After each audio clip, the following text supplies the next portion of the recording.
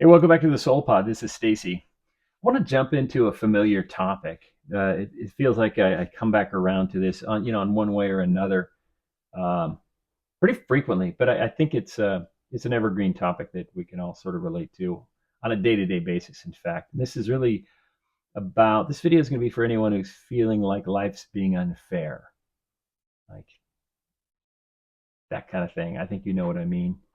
If you currently feel like life's being unfair, you have felt like life's being unfair. Sometimes you struggle with that. This is going to be a good video for you. Thousands of years ago, the Buddha said, "Suffering is inevitable, but it can lead to enlightenment. It can lead to enlightenment." I like this quote because, well, first of all, it's obvious. It's that which doesn't kill us makes us stronger. The Nietzsche quote, same thing. It was Buddha saying it in a different sort of way. And I like especially that the word can is in there. Now, I don't know if this is a literal translation because this clearly wasn't written in English originally, but the idea that it can lead to enlightenment, and enlightenment, he was talking about big enlightenment, the big capital E enlightenment. But I like to think of it as growth, enlightenment, enlightening small e, you know, enlightening myself, making myself a bit stronger, a little bit better than I was. The can part of it is really important. It doesn't necessarily have to. Suffering doesn't have to lead to enlightenment. Suffering doesn't always lead to enlightenment. Suffering can lead to enlightenment. And the thing that differentiates whether it does or it doesn't is the way we look at the suffering. It's the way we look at the suffering. If I look at the suffering as, this sucks. I hate this. I wish I weren't dealing with this. This is unfair. This is unfair. This is unfair. Yeah, you know what? Life's unfair. No, it's not. Life is life. Nothing's unfair. We all have whatever happens to us. Life is life. It's what we do with it that matters. It's the way we look at it that matters. It's the way we package it in here that matters. So it can lead to enlightenment, suffering. It doesn't have to lead to enlightenment, and it won't if you don't look at it right. Look, we all have failures. Everybody does. It's part of life, and failures are necessary to become the best version of you that you can be. It's the only way you do. It's the only way you do. You don't become powerful. You don't expand. You don't grow. You don't become the best version of yourself by in an easy path through life with no bumps, no bruises, no hang-ups along the way. There's always something to overcome to achieve anything. Sometimes it's just going, the way I'm going to look at this is that this is a challenge I have to overcome rather than a challenge that's going to keep me from achieving what I want to achieve. Usain Bolt is a Jamaican runner. He's widely known as the fastest man alive, or Lightning Bolt. This guy has won more sprinting gold medals than anyone in history. It was the 200 and 100-meter gold medals. He won 3 Olympics in a row. The guy's won, I think, 11 world gold medals outside of the Olympics. I mean, the guy's insanely, crazy success, insane success. But what a lot of people don't know is that Usain Bolt has scoliosis, which is a terrible spinal disease. Like, if you think about being a runner and having perfect gait and all the things that are necessary to be a successful runner, just be able to run, to get up and run. I'm not even talking doing it on some sort of competitive level. Scoliosis makes that very difficult. If for a moment Usain Bolt had the mentality that, oh, well, I've got scoliosis, I'm clearly not going to be a runner, I'm not going to do anything physical, you know, maybe he would have been the best accountant. I don't know. I don't know what he would have gone on to do. He wouldn't have gone on to be the most successful sprinter in world history and the fastest man alive. It's all about how we look at stuff, the stuff that happens to us, that we think happens to us, that is our reality, is really what it comes down to. It's our reality that we take and we have to package it in a way that works rather than using our reality as an excuse to stay stuck. If Usain Bolt had gone, oh, well, I have scoliosis, so I'm not going to do this, that's it. We wouldn't be talking about him right now because he would have defeated himself. Don't defeat yourself with your thoughts. Watch your thoughts and use that as a springboard to keep going, to overcome the thing that your mind tells you is unfair. Is it unfair that he had scoliosis? No, it's just a reality that he had scoliosis.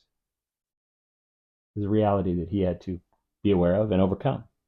What realities do you need to overcome today? What things can you write down? Grab a pen and paper. Write down the things that are unfair. What's unfair right now in your life? Unfair. What feels unfair? Just scrawl it all down and then look at it, because that's your list of things to pick off one at a time. Just start, boom, knocking them off, knocking them off, knocking them off. Whatever it is not unfair. It's just the hurdle. It's that thing. It's your challenge. You look at it like that. Oh, that's a thing. It's not unfair. It's just part of the reality of it. What can you do with it? How can you kick its butt? How can you get past it? Carl Jung said, there is no coming to consciousness without pain. Sound familiar? This sounds a little like the Buddha quote, right? Like 1800 years or so separate those two. And basically they're saying the same thing. There is no coming to consciousness without pain. Understanding yourself means being honest with yourself and going through some painful stuff, dealing with it, sucking it up, accepting your reality as it is, and then going headlong into it. Sometimes life is hard, and that's how we learn. And sometimes the lesson we're learning isn't the one we think we're learning. So a little side story. I was 14 or 15, and I grew up along the Pacific Northwest on the coastline, and there were big sand dunes in the Pacific Ocean. It was kind of my playground. Me and my friends would spend a lot of time at the ocean. It was very deserted beaches, big, huge, long stretches of beach with giant sand dunes. And one day, a friend and I decided one weekend we want to build some sort of wind shelter at the top of this sand dune, this really remote sand dune out in the middle of nowhere. So we got shovels. We went up the beach and we're like digging this big hole in the sand as much as you can in sand. Sand's always challenging. You got to keep buttressing it up with wood and whatnot. So we drug all this wood up there. We'd done all this work. We're going to build this big wind shelter at the top of a sand dune, which, by the way, is a silly place to build a wind shelter because you're totally exposed. It should have been on the backside of it, but I don't know what we're thinking. We're young. And it was great because it was sort of our secret spot, right? It was like this sort of cool, almost like a secret hideout kind of deal. And it was fun. So we're digging this hole, and then suddenly we see some people coming up towards us.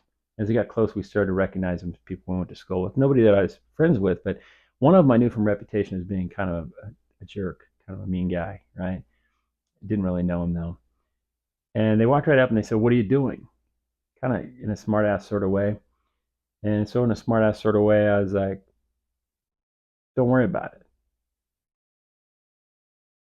And a couple seconds passed before I felt a fist hit me in the side of the face. And it knocked me down into the hole we were digging. And for years, man, I had a story about that. What happened was I was infuriated. There was a bunch of emotions going through me. I was infuriated.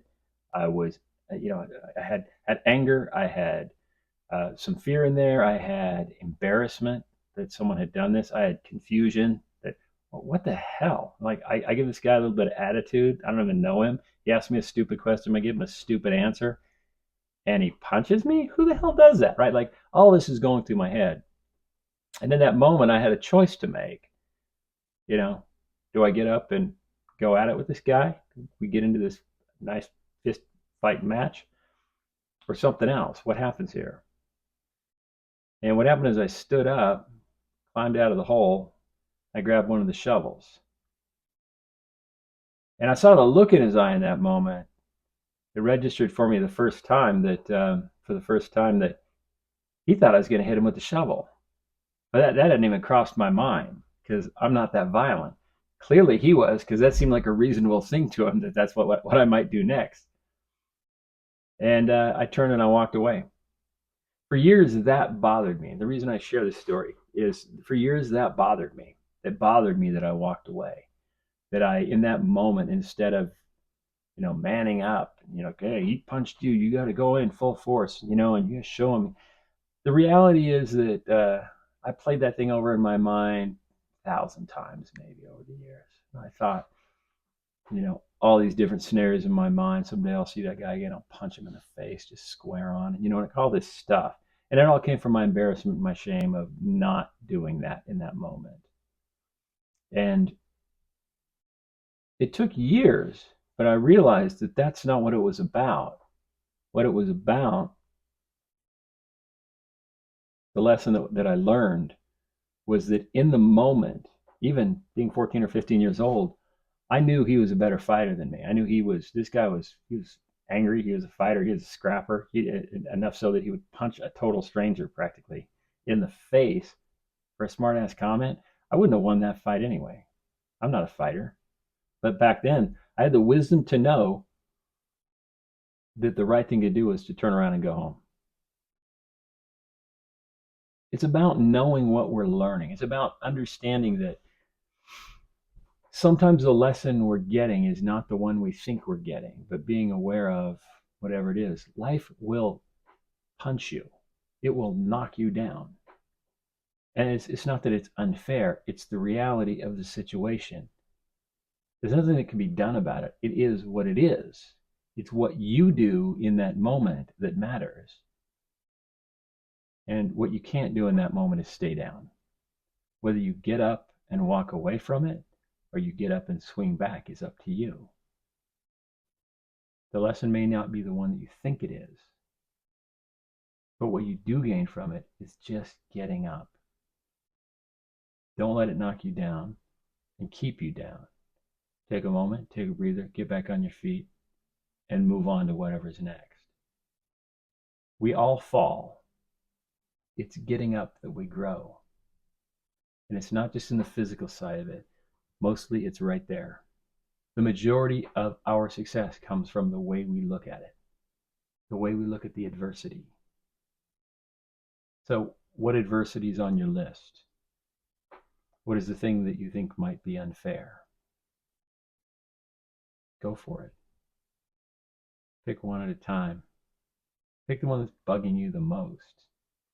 And what's going to happen is when you go after it, you're going to get stronger. You're going to get emotionally stronger.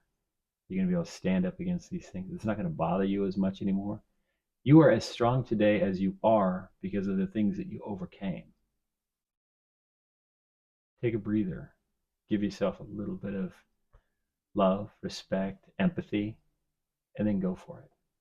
You got this. Life's not unfair. It's just a thing. It's just a challenge. See you guys on the next video.